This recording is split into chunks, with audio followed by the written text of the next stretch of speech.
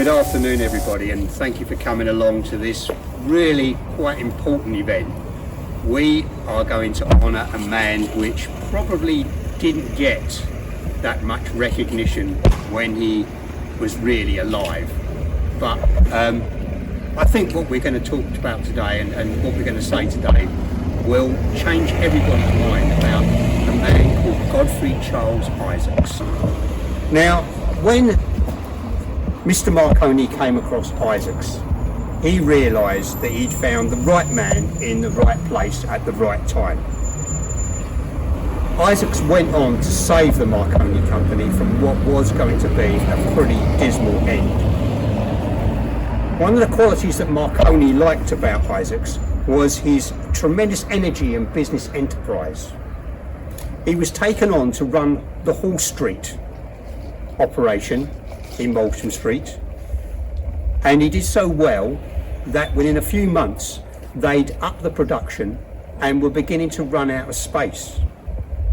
At the same time, he examined the company's patents and found that he needed to take legal action against some of the competitors to ensure a good future for the company.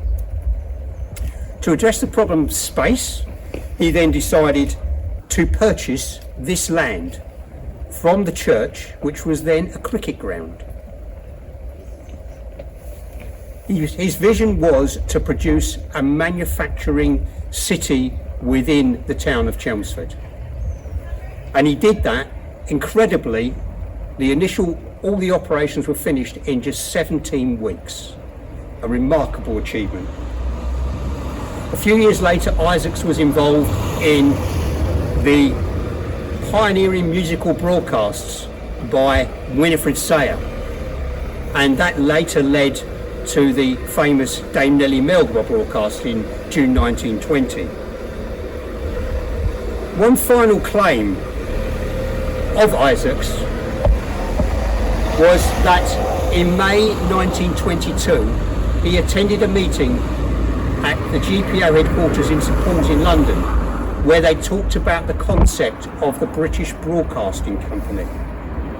And it was Isaacs who came up with the idea of a public service broadcaster which did not allow advertising and which was funded by a licence fee to the people that listened to it. Doesn't that sound very familiar?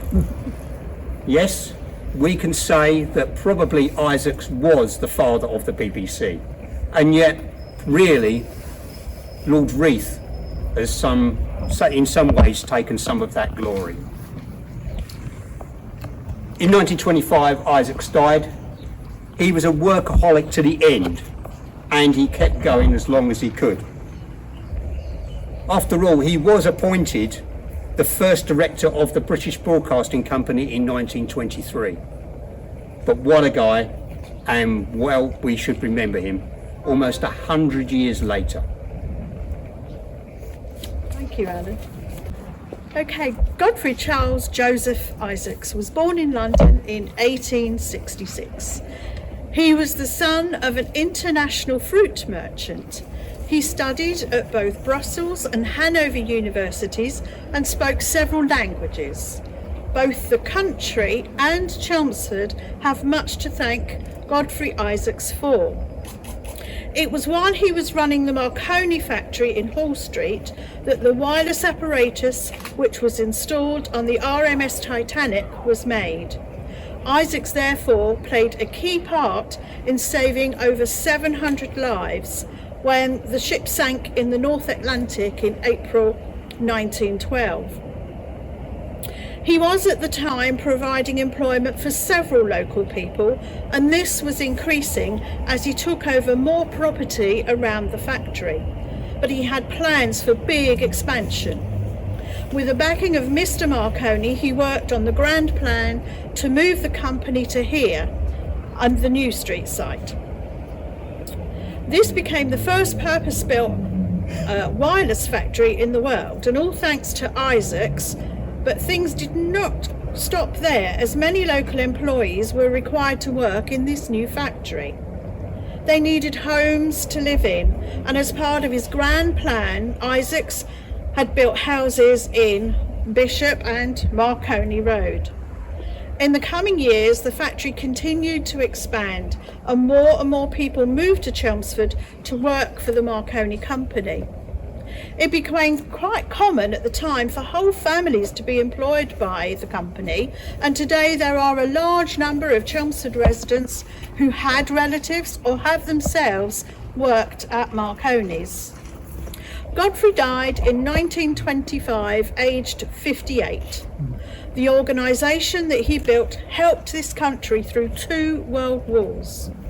Today we have a legacy because one of the old Marconi companies is still very much at the front of the edge of technology and achieving great things, and this is of course Teledyne E2V.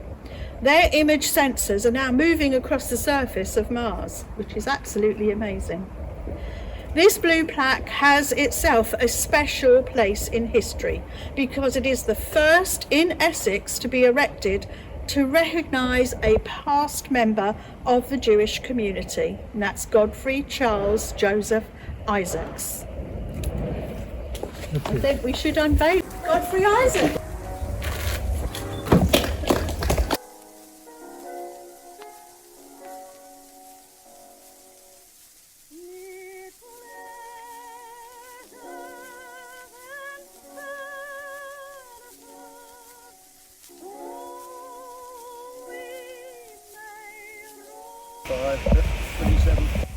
Who's the longest? Run out of fingers. Well, I said 40. Is that the long? 40 years. What's your name, sir? Ted Ellis. Ted Ellis, you were here 40 years. Yes. Was it at all like a prison sentence? Yeah, very much so. Mark Watson Lee, 46 years. Ryan Izzard, 27 years. Sir? Richard Wilson, 13 years. John Gargan, 25 years. Ted Ellis, 40 years. John Rhodes, 27 years. And when you're thinking about it as being a sentence, there were actually guards at the gate and bars on the windows. The only thing was we didn't get time off for good behaviour. Okay. Could I just squash in Pam Swaby, BEM? Make sure you can all be seen.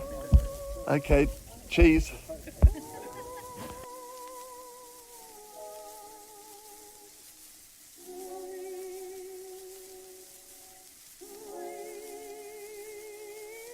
I'm Stan Keller. I'm chairman of the Chelmsford Jewish community. I was invited by the mayor as the representative of the Jewish community because this is the first blue plaque ever put up in Essex. There was a plaque put up recently in Loughton for the Homewood, the Loughton boys who came over on the kinder transport, but this is the first to a Jewish man in Essex. Well, Godfrey Isaacs, he came from a wealthy family who had a fruit and vegetable business in Spitalfields in London. He became an industrialist. He became Marconi's right-hand man. He brought prosperity and business and employment to the people in Chelmsford. And then he came up with the idea of the BBC, in fact. So in many respects, he was a pioneer and ahead of his time. He was a commuter. There's never been a synagogue in Chelmsford, much to my disappointment, because the Chelmsford Jewish community, since I've been involved as a founder member, actually the youngest founder member, way back in 1974, but we've never had a building of our own. He was a practicing Jew, and this in some ways held him back, because there was a lot of anti-Semitism in those days, as indeed there is today, unfortunately. He was a genius, but ultimately I think that the anti-Semitism and the disrespect got to him, and eventually he converted to Catholicism. He became a Catholic. I think this was a political thing. I don't think he ever changed his view that he was born a Jew, and in his mind he died as a Jewish man. I'm very honoured and very privileged, and I appreciate the Chelmsford City Council recognising that as a Jewish man that there should be a Jewish representative.